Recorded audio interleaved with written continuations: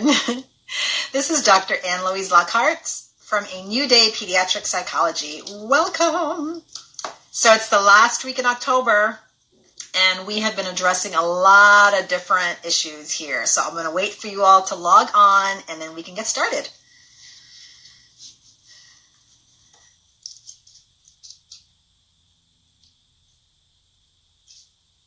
Hello, Dr. Dominguez.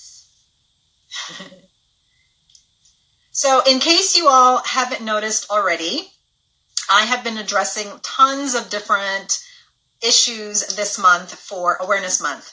And I want to spread awareness about these things because they're so important. Every month there's a ton of things to address, and I really wanted to highlight some of these things. So we talked about ADHD, we talked about bullying prevention, we talked about breast cancer awareness, we talked about SIDS, pregnancy and infant loss. I did some posts on RETs as well.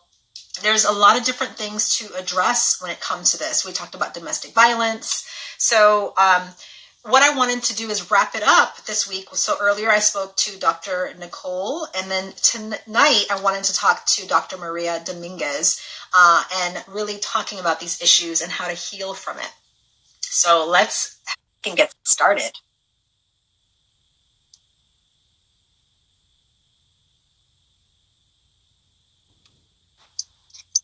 Hello. How are you? I'm doing well. How are you? I'm good. Can you hear me okay? See me okay? Yes. Okay, perfect. Good. So the reception looks good. Everything is looking good. So everyone, this is Dr. Maria Dominguez. She is a licensed marriage and family therapist, recently relocated from Hawaii all the way to Georgia. Yes. That is a big move. Yes, big transition. Yes, definitely.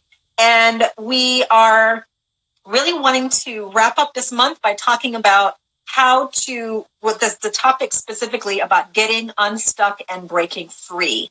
Because, you might go through all of these things, a loss, an illness, a diagnosis, challenges with your child, issues in your relationship, all these things. And the thing about it is that sometimes people then can get stuck in that. They get stuck in that identity. They get stuck in the trauma. They get stuck in the loss. And then they have a hard time moving forward from it because they feel like they kind of have to stay there. Mm-hmm. Yeah. And so, really wanted to address this with you, and then kind of talking from your experiences as well as what you see in your practice, what you see in terms of what helps people, and then being able to discuss with people how we can kind of move past that. Yeah. And the way you describe that right there is the definition of trauma, right? When we get stuck and we just keep on reliving and re-experiencing those same things in the same similar ways without being able to revisit that and think about it in a different way, maybe a way that's even empowering in some way. So, speaking with someone about it and having that insight and be able to understand what happened and all of that is very helpful. But as far as growth, as far as being able to move forward and develop, then there's the hard work that comes in, which is like implementing new patterns of thinking, implementing new behaviors, and just creating a whole new mindset and a whole new behavioral pattern as well. Well, and that's hard though. That's work, right? Yes. So I'm very transparent with the people that I see and my patients. And I say, you know what? I know that I'm helping you talk about your feelings, your experiences, your memories. I don't like doing that. I don't enjoy that. The way I grew up, the family that I grew up in the Caribbean, and people on the island, they don't talk about feelings. Generationally, my family was like that. We don't talk about stuff. And so that is not my natural tendency, is to spill my heart and talk about things and revisit memories. I do not enjoy doing that. I have to be intentional about it, but it's not the thing I enjoy the most. Yeah. Right? Yeah. So, and then we're asking people to get unstuck. You got to talk about it, right? So how do you do that? Yeah. And I definitely think, obviously, speaking to a professional, we're biased because we're professionals, so we're going to throw that out there. But speaking to a professional, someone who is trained in knowing how to listen to that story and help you think about it in a way that is healthy, in a way that is empowering, in a way that allows you to grow and to heal is very helpful, versus because you could talk to it, with someone else. Sometimes just venting, just getting it off of your chest is a very liberating experience. But when we're doing that, we hope to do it with the purpose of being able to change something, not just reliving that same thing over and over. And so one very important thing is being able to identify, understand the past and identify, okay, what are the triggers now? So in what ways does what happened to me years ago or, months ago or whatever, in what ways is that still impacting me now in the present? And how is that triggering me? And once you can understand those triggers, it's easier for you to problem solve. You understand what the problem is and what's triggering that problem. And I talk a lot in my work about what I call thought traps, or scientifically speaking, they're called cognitive distortions, but they're the way that our mind works to filter through our experiences and filter through our environment. Definitely. And I think that what happens is that we get caught in these thought traps because we keep trying to make sense of it, right? We've gone through something, whether it was like domestic violence, like we talked about earlier this month, or we have gone through the news of a breast cancer diagnosis or the loss of a child. And, you get stuck in that because you're trying to make sense of the situation and you don't know how to go through it. You don't know if you're supposed to stay stuck, or people are like, well, oh, you're over that quickly? I thought you'd still be mad about it. I thought you'd still be sad about it. So you're like, you don't want to stay wallowing in it because you feel like people are blaming you for wallowing it. They have all these different terms they want to use. But then you also feel like if you're truly at peace, then people are going to judge you for that too. So it's like, how do you heal from that? What are some ways that you think would be the best way to help people kind of move past something that they've kind of gone through that's so traumatic for them? Yeah. So going through it, it's important to understand, okay, this is what triggers me. So for some people, it might be certain sounds, like 4th of July might be difficult for some people that have went through some experiences that have to do with guns or something like that. Or if it's some kind of violent situation, sometimes even watching a TV show or a movie can trigger a past experience. So first is understanding what your triggers are. And there's a lot of things you could set up to do preventative work to prevent those triggers from even going off. And then knowing okay, these are these triggers. And once this trigger happens, then I understand that I tend to get caught, maybe, for example, in the thought trap of emotional reasoning. Like if I feel sad or if I feel like crap, then that means I am crap, that I'm worthless, that nobody cares about me. And so understanding that this isn't true, this isn't me, this is a very common phenomenon a lot of us get stuck in. This is a pattern of thinking that a lot of us experience, and being able to identify that and understand, okay, this is just how this thought pattern works. It's not me. I'm not broken. I'm not messed up. I'm not crazy. This pattern has this tendency on not only myself, but everyone who gets stuck in that way of thinking. So understanding that and then being able to separate it from yourself, and then it builds up your confidence a little, and understanding that I'm not the problem. This is a pattern of thinking, and then working on creating a new pattern of thinking. So I understand that when I think this way, this happens. So now this is what I want to think, and creating that new pattern of thinking or that new behavior is often very helpful when you understand what your core values are, and starting to focus more on that versus all of the flaws. Right. So how does someone figure out what their values are? How do they know how to even start to explore that? What would that look like? There like you could do like a Google search if you wanted just to do, like a quiz. There's plenty of value assessments out there, so you could just search for value assessments, and then you could just think about, okay, what's most important to me? If I only had a few days left on this earth, how would I want to spend those days? What would I want to be doing? And that kind of gives you idea. For some people, it's family. For some people, faith is at the top of the list. For other people, it's their work, what they do. They want to be able able to give back and leave a footprint here in this life. And so just thinking about, okay, what is it that's most meaningful to me? And a lot of the times when we feel stuck, it's because what we desire in our hearts and what is important to us doesn't match up to what we're actually doing or what we're actually investing our time in. So being more intentional about making sure those two things pair up is right. helpful. So kind of like someone who says, "Oh, family is number one to me," but they spend 80 hours at work. Yeah. It's kind of like, well, that's not matching up. Yeah, or because of work, they're only able to see their family like for the holidays, or they travel a lot, and so they tend to be isolated. But family is everything, but they're not able to spend time with their family because they're not near them. So things like that, just being aware of, okay, what is most important to me, and does my life and does my behaviors match up to that? Match up with intentional about trying to create that congruence. Right, because if it doesn't match up, that's where the dissatisfaction and the discontent comes in. Yes, absolutely. So what about, we had talked earlier about narratives. So what are those and how does that even look? Why is that even important to consider? Yeah, there's like, all of us have some kind of script or story that was burned into our mind one way or another. Very common ones are, I'm not enough, or I'm not loved, or if something wrong happens, a lot of us struggle with perfectionism too. So I'm either great or I'm a total failure. And so being able to know, okay, what are those scripts that play in my mind all day? And sometimes no one even has to criticize us. We do all of the beating up by replaying those scripts, those narratives that are in our mind. So being able to recognize that and then realize, okay, that's not, I hear a lot of people say, well, that's just who I am. That's just me. And it's important to be able to look back and pay attention to, okay, where did you first learn that message from? How is that message being reinforced? What strengthens that idea? And then like start breaking it down so that you can begin to understand, like, you know what?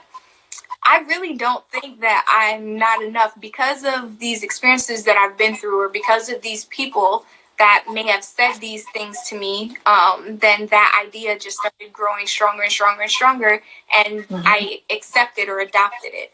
Or as we would say, you internalized that. And so it's important to understand that those ideas and those scripts were things that were put onto you. And sometimes it's a person, sometimes it's general as society. And then it's something that you unconsciously ended up adopting. And so it's that process of being able to separate that. Yes, and that's important because I think what I often hear people say is, well, I have low self-esteem because I look like blank, whatever it is. I'm like, no, that's not true. Because I've met with patients who are gorgeous and they don't think they are, so they're not. Right. And I've met with people who are morbidly obese but think they're all that, and they don't care what anybody else says. They're all that. Yes. So I do not believe that your self-esteem comes from your physical appearance whatsoever. I think it all comes from that internalized message, whether it's a message that you've taken on or that has been placed on you that you accepted and then took on. Right. It's all Wouldn't you agree? Yeah. It's all about the meaning that you attribute to it. And we're the story writers, we're our own authors. So we get to pay attention to, okay, this is the story that's playing and I don't like that meaning. And we have the power to change the meaning. It's not easy because it's something that has been structured over the course of years. Like, it is going to take some time to break that down, and not only just saying, okay, this is bad, I can't think like this anymore, but having an alternative. So not like, no, naughty, stop doing that, but okay, instead I'm going to be doing this. It's so important to have that alternative to hold on to.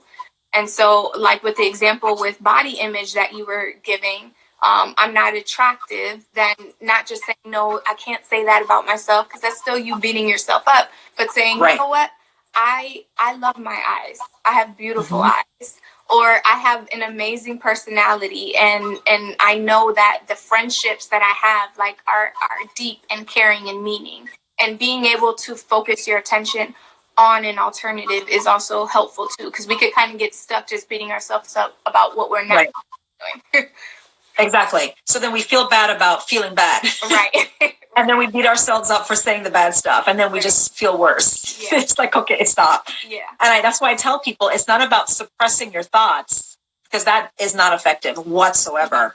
It's about replacing them, right? It's about taking those cognitive distortions and then replacing them with something that is adaptive, that's healthy, that's uplifting, because that is what then you'll start holding on to until you can start believing it. Absolutely. Yes. And I think I hear people say often, well, it's not that easy to change your negative thinking. I'm like, well, of course not, because if you've been practicing negative thinking for a long time and you've habituated and it's become this big habit, it's not just going to change overnight, but it can change if you are intentional about changing the message you give to yourself. Absolutely. That's so important. That's so important. And then knowing yourself and knowing your values can help you understand what messages you do want to hold on to. Right. Exactly. So, okay. So, in this month, we're talking about a lot of pretty heavy topics, right? And so you may have people who have gone through a bullying situation, because we talked about bullying prevention with Vanessa. We talked about ADHD with Nellie and with Marlene. And we talked about with Dana about breast cancer diagnosis, and with Disha about infant loss, with Sade about domestic violence. I mean, there's a lot of different things we've been talking about that are pretty heavy topics, right? So it's very easy for people to say, this always happens to me. I always get the bad news from the doctor. Well, now I have cancer. Great. Or something's wrong with my baby. Or, I'm always getting picked on in school. I'm always the one who's dumped. I'm always the one who's second in line and not important. So it's hard to not believe that when you keep feeling like, well, here we go again. Here I am the one who gets treated badly. Here I am the one who I now have no friends at work, or nobody at school likes me. And it's like, how do you get unstuck from that? Because it's like, well, yeah, it's pretty, you see it. There's evidence that this is here I go again. Yeah. And how do you move past that? Yeah, that's difficult because it's your environment. It's things that is happening to you, so it's outside of your control. The only thing that is inside of your control, within your control, is how you choose to attribute meaning to that.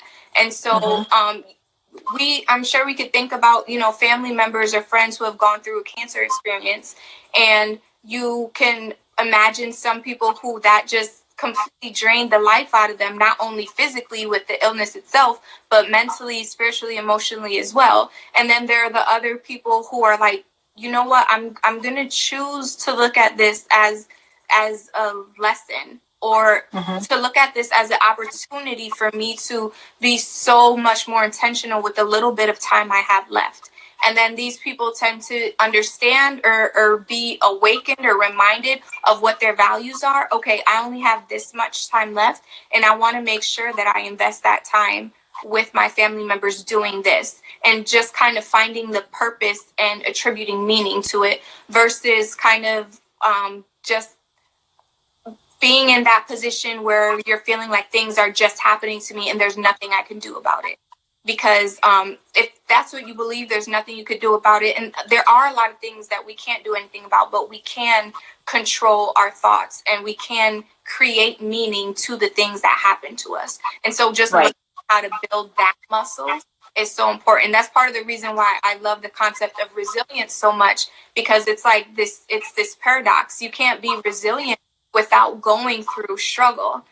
And so it's important to be able to look at it in a different way. So these might be people who perceive failure as learning opportunities, or to perceive challenges as a way for me to grow and become more connected, or become more relatable, or it's just the way you respond to it. That's the only thing we can control. And I think that's a great point, because I think people often look at resilience as just bouncing back. And it's more than just that, because I like the whole concept of post-traumatic growth. So that because of the trauma, I can actually grow out of that circumstance. And we see so many examples in nature from that, right? That, after the long, harsh winter, the trees come back with even more exuberance and life, right? Even after a forest fire, all the leaves come back even more vibrant. Like there's beauty that can come out of hardship. Yes. And when we're in the midst of it, it feels horrible, horrible. And then when you've come through it, that's where the growth and resilience happens. That's where the new meaning. And, for those of you who caught the talk with Disha yesterday and talking about the loss of her daughter, Ria, that was what she said she experienced, is that she lost her 4 days after her birth, but she said she found a more authentic way of living, that she was able to find new meaning in terms of helping her patients, And so I think that's where that resilience comes in, is that because of that significant event, we can choose to have it tear us down, or we can have new meaning. And I think that's beautiful. Yes. It just doesn't feel very beautiful in the middle of it. No. And you and I were talking, I think that's where the whole concept of acceptance comes in. Like being able to accept whatever is happening as it happens. Like, it's okay to feel crappy. It's okay to recognize and acknowledge that this sucks. This is not okay. That this is unjust. This is unfair. Like, there's so many things happening that there are legitimate reasons to be hurt and to feel pain and to be upset.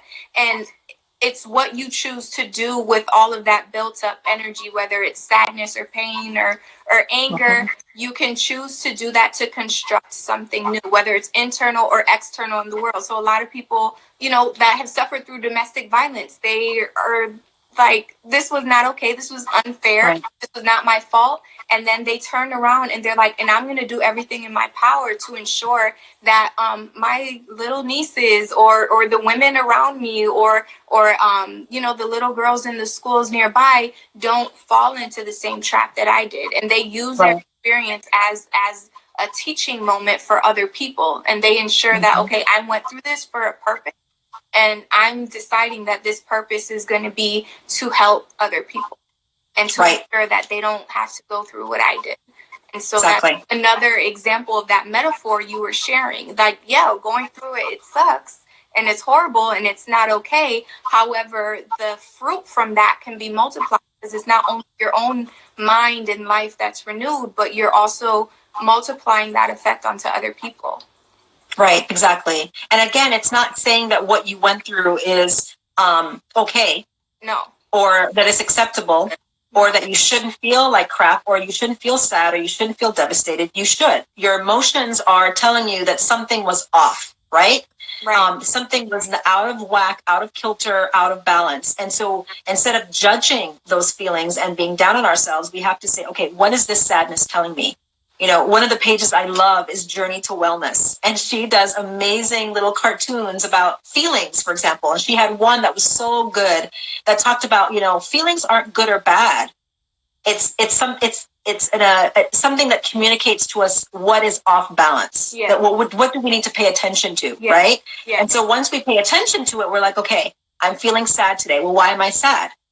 Oh, well, because I haven't connected with anybody that's meaningful. Then connect with someone who's meaningful. Exactly. Yeah. Right? Yes. They're a form of our intelligence. And so they're not something for us to ignore, to suppress, or to say, oh, I'm too emotional, or minimize, or anything like that. Like, they're valid, they're cues. And it's our job to be able to interpret them and give that meaning and understand, okay, there's a purpose to this, and I'm going to do something about it.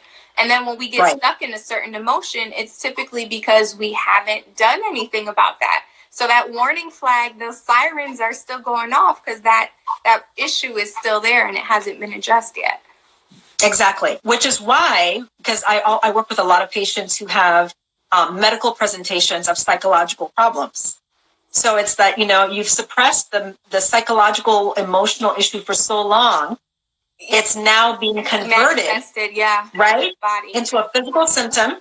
More than 85% of irritable bowel syndrome cases are because of anxiety. A lot of migraine and headache issues are because of depression. There's a lot of things that come up. Just even really severe acne, hair loss. I mean, all these kinds of things, nosebleeds. I mean, all these things can be a representation of things that are being suppressed and not addressed. And so I think those are really important to pay attention to, because our body will tell us when something is off, and we have to really pay attention to it rather than saying, oh, whatever, that's just me being whatever. Mm-hmm. We have to really make sure we deal with it. Mm-hmm. So, just out of curiosity, in your experience, what do you think? Does there tend to be an order as far as the body giving you cues versus your emotions, or is it kind of based on a personality type or how they relate to their emotions? That's a good question. I think it depends on a lot of different factors, but what I usually find is that when I get a pediatric subspecialist or physician referring a patient to me, I can always tell what's going on early on based on the medical symptoms if there's no medical reason for their symptoms. So usually if it's a stomach issue, it's almost always anxiety. And are they able to recognize that they have felt anxious or something that they've suppressed for so long? They're they need a little bit of help being able to gain awareness of their emotions. They usually need to have kind of helped along in gaining that awareness, because they usually don't want to accept that it's psychological. Yeah. Because it's much easier to say, oh, I just have constipation. Oh, I just have gas. Oh, I just have stomach pain. Yeah, than saying I'm anxious and I have panic attacks. Exactly. Yeah. Exactly. Yeah. So that somatization, that pushing onto your body, is really powerful, because it's that whole reliving. It's like, oh, I don't want to deal with it because feelings aren't good. Feelings are bad, if that's the message we received, mm-hmm, right? Mm-hmm. So, but it's okay to have a stomach cramp. It's okay to have a migraine. It's okay to have back pain. Yeah. But, oh gosh, don't say you're depressed. And then it keeps on happening. I said, then we pop the painkiller and it keeps on happening. Yeah. Exactly. But then it doesn't touch the pain because there's no medical basis for it, right? Wow.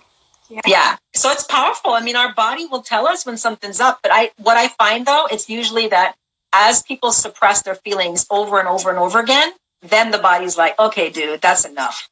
And then you see all these physical symptoms. Okay. And by that point, the psychological stuff has been going on for so long.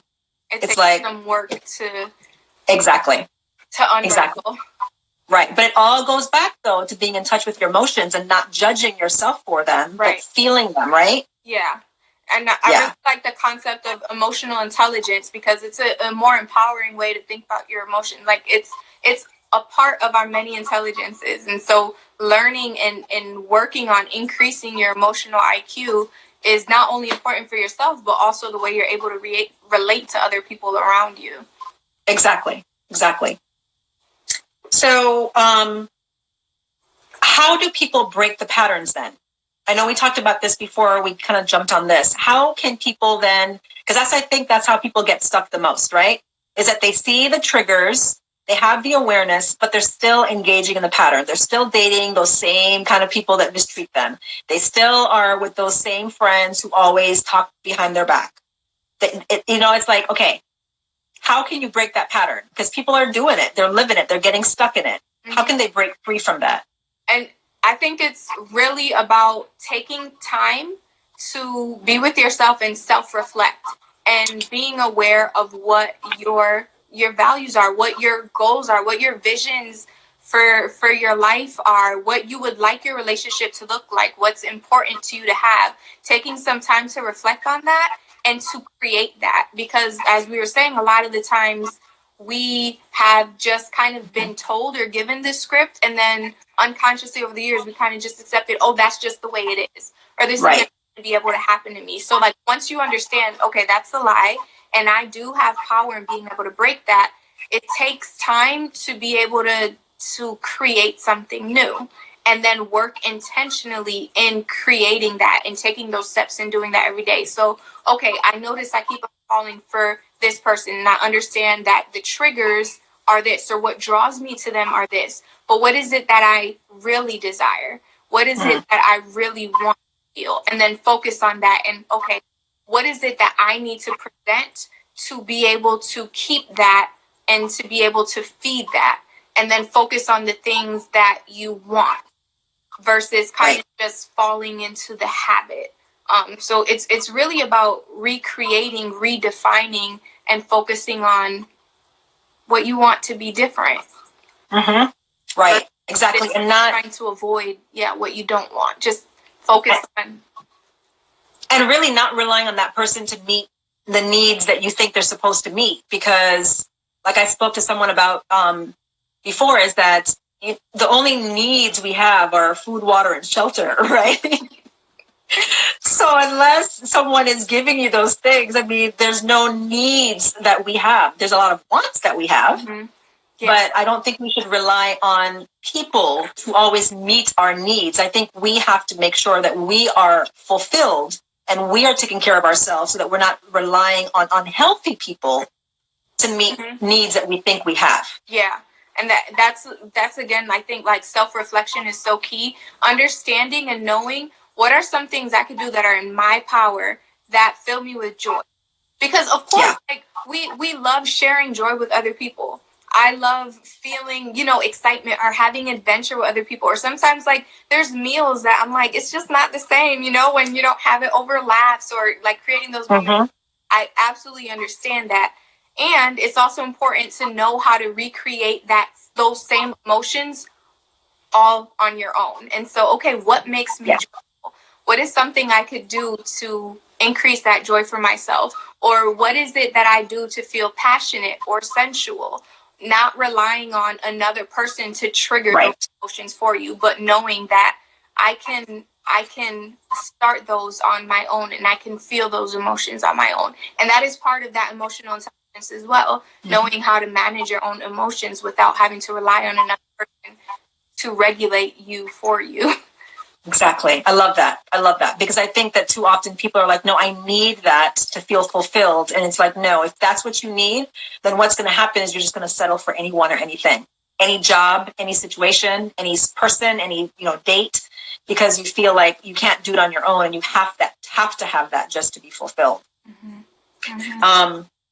Okay. So, this is great discussion. So Dr. Dominguez, what do you think are some action steps that people can take? I mean, we talked about the triggers, right? Yes. We talked about recognizing the pattern so that you can kind of respond to the situation differently. What are some other action steps that people can take? Like, okay, I have the insight. Now what? Yeah. What do I do? Learn how to be able to hold that with no judgment. Because that judgment piece, that self-criticizing piece, that just sends us down the spiral all over again. So practicing just acceptance with no judgment, practicing self-compassion, practicing self-empathy even. And then once you're able to hold that with that, then it'll be easier for you to jump into the problem solving.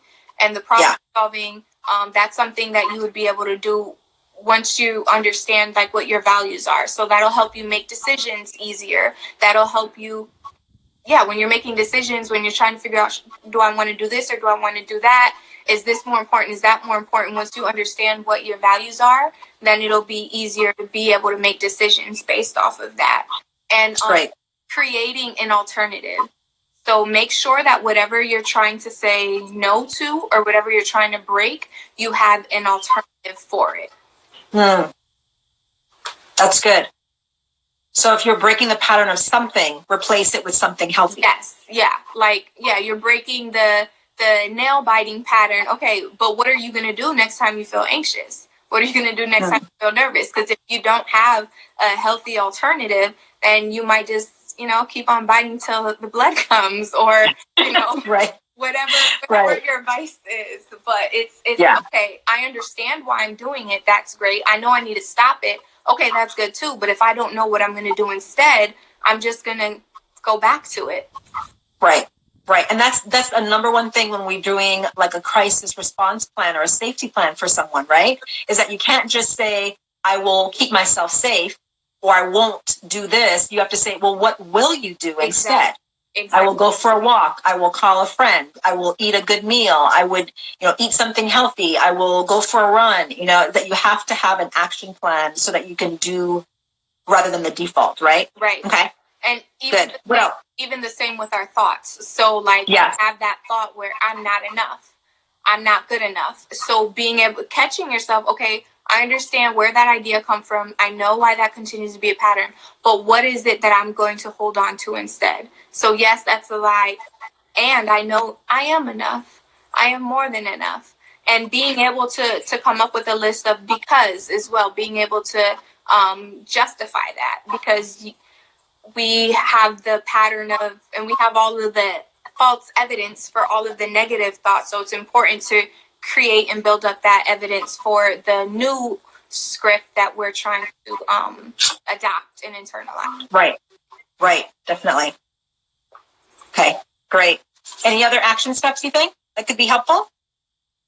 And talking to someone who can help walk you through all of this, because it's not easy at all. We need that accountability and we need that guidance as well. Totally. Okay. Great.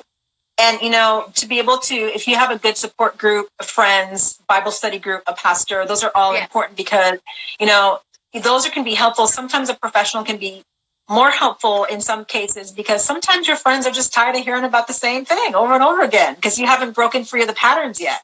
So they are not always willing to hear the same story. And most professionals, they should be willing to hold that for you. So I think that's important to explore as well. Yeah. So